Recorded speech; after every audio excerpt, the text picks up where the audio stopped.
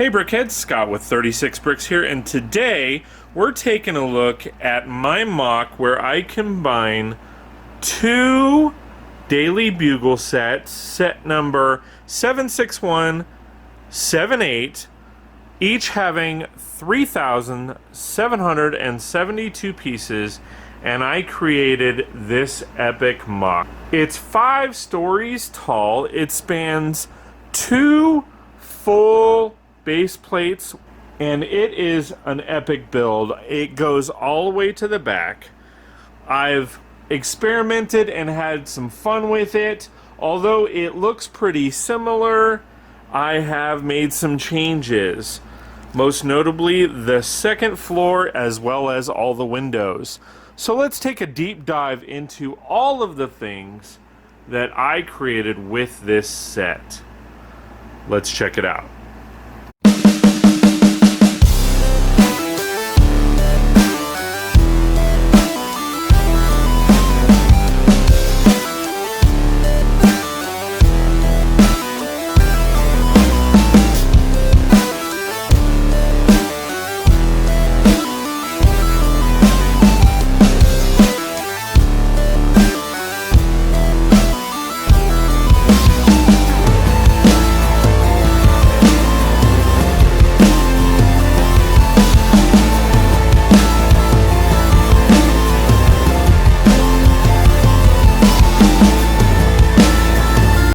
Alright guys, so again, I have combined 2 full daily bugle sets into this epic masterpiece. Now, to start things off, I went ahead and put the daily bugle along the sidewalk.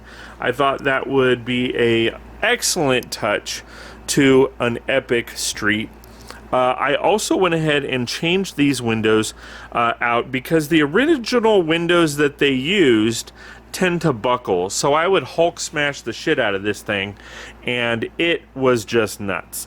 So I went ahead and kept this sign the way it was, just because I liked the overall aesthetic of it. However, instead of having that wrap-around window on the one side, I went ahead and added an additional TV screen on the other side. Then going up to what would be the 4th floor, is I went ahead and added the J. Jonah Jameson advertisement. I kept the flag poles without flags. I will probably add flags later.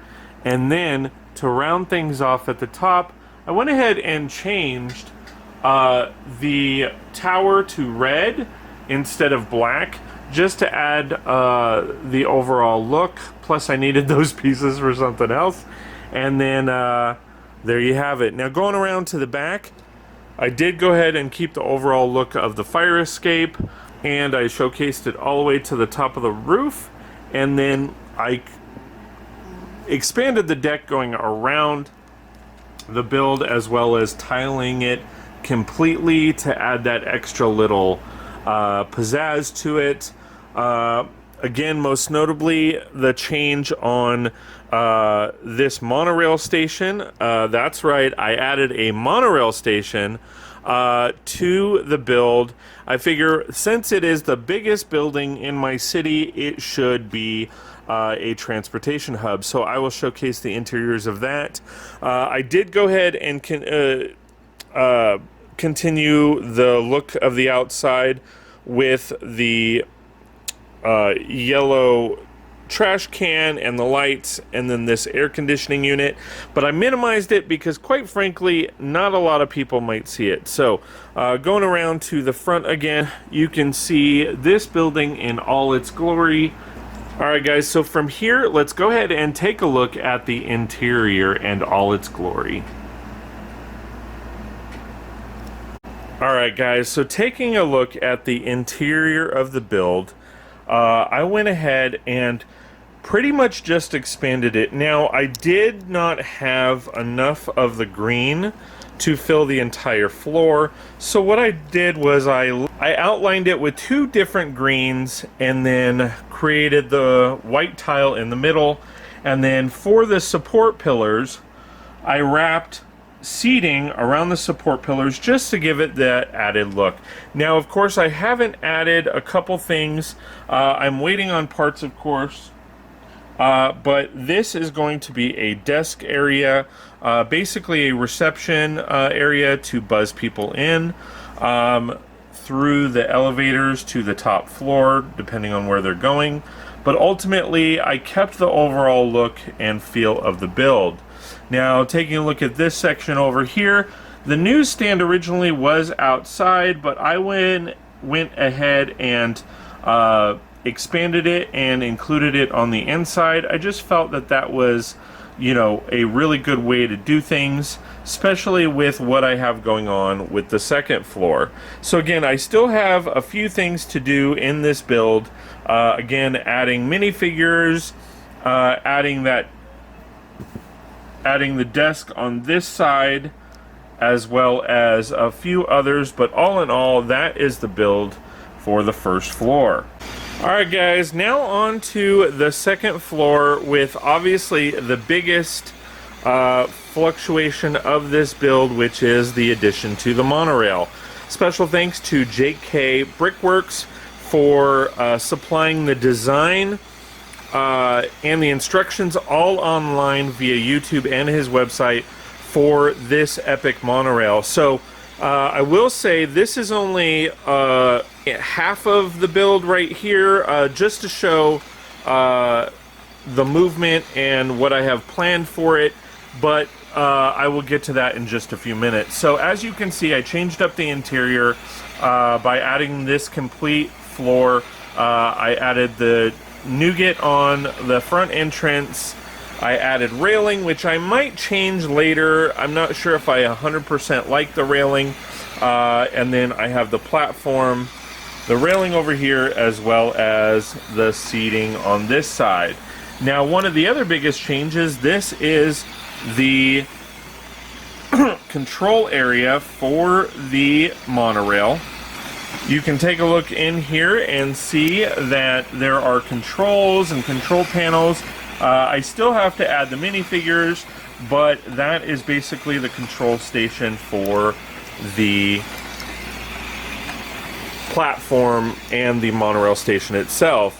Now, overall, my plan for this, once I get the parts in from Lego, is to expand these monorail tracks throughout my city, and this would just be one complete rotation throughout my city. So I'm excited for that, and I'm in love with how this turned out. I really love how I can incorporate that as well as a monorail station into this city. So again, special thank you to JK Brickworks for the YouTube videos, as well as the free instructions online and part details on his website. Alright, so let's check out the third floor. Alright guys, so here we are on the third floor. Again, I went ahead and tiled everything out. Tried to keep the same coloring, but of course I didn't have as many pieces as I needed to supply it all the way through and through. But I have a little kitchenette over here, the reporters working at their desks here and here, and then I do plan on putting a center desk area in the middle there. That way there is more room to work. So that is pretty much what I have planned out. I know it's not much, but it still has a lot of details and fun to it. So let's move on to the fourth floor.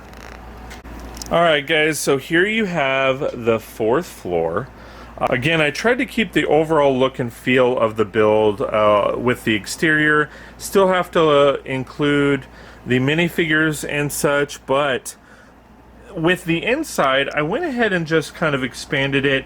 This section right here is supposed to be a storage room, which to be honest doesn't really make sense, because why would you have a storage floor on the fourth floor? But hey, it's also supposed to be Peter Parker's office, so we went with that as well. So I added his desk. Again, I still have to include a couple details in this set, and then we have the copy room right here.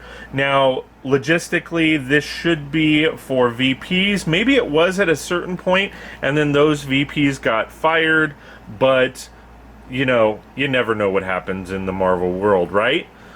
So there you have it. That is the 4th floor. Let's go on to the 5th. Alright guys, so here you have it. Now this is the front lounge to J. Jonah Jameson's office. I went ahead and expanded it. I added all his achievements on the front wall here. And then you have his secretary's desk. I felt that this was a great addition to the original build, so I just expanded on that.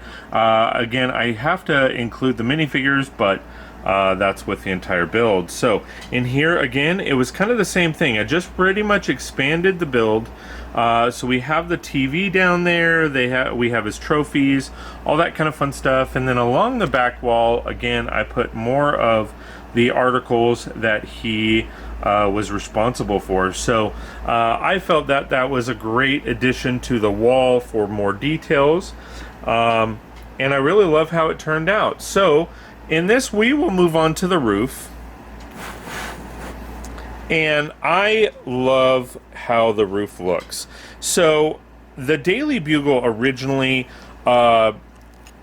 overshadowed the build, I think, way too much.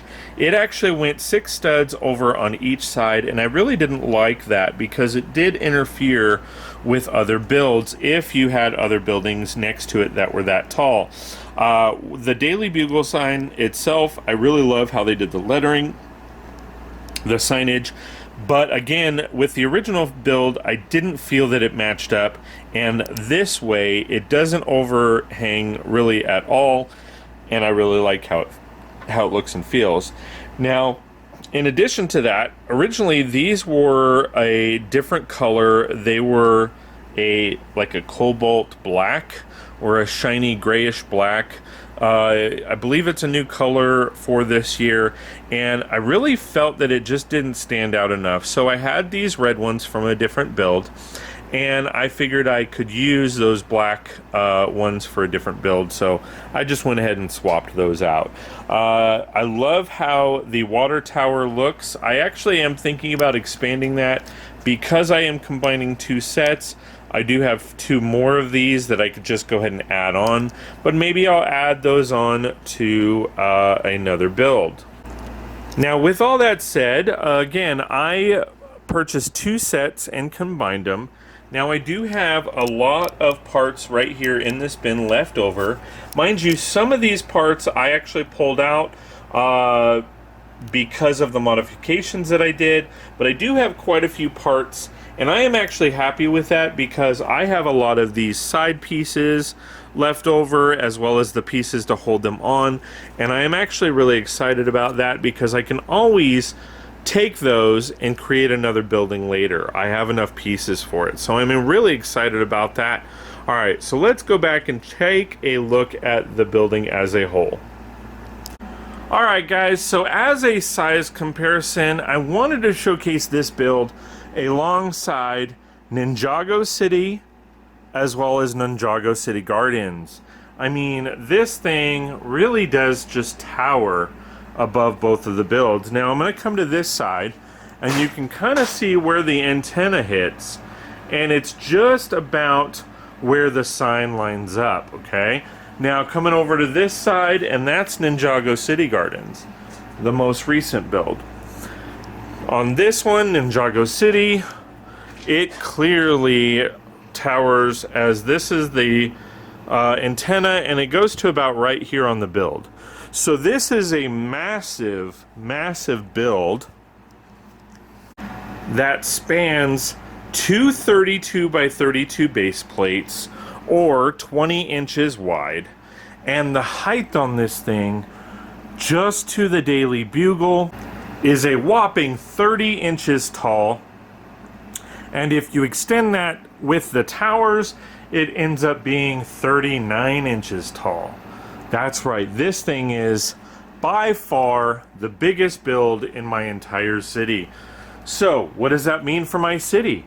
Well, as you guys know, before this build, My largest city building is Avengers Tower and my hospital, followed by my high school there and my Ghostbusters firehouse.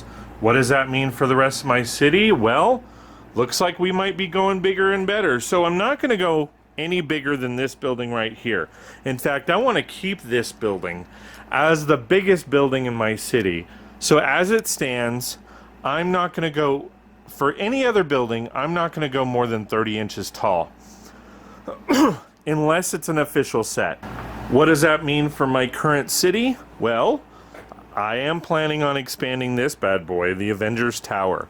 That's right, I'm going to change it up. I'm going to expand it because I feel like it should be expanded. Now, as you guys can see, my city is a hodgepodge right now, and I plan on actually changing that up. So, we will see you guys soon. Please like, share, and subscribe, and we will see you next time on 36 Bricks. Hey everybody, I just wanted to take a quick moment to thank all of my Patreon supporters. It really means a lot that you've taken the time, energy, effort to support my channel, the videos that I create, and the live streams. It really does mean a lot. If you're not a member, please go to patreon.com/36bricks. That's patreon.com/36brix. Check out my memberships. And if you like what you see, please sign up. If you're not into memberships, please go to my cover page of the YouTube channel.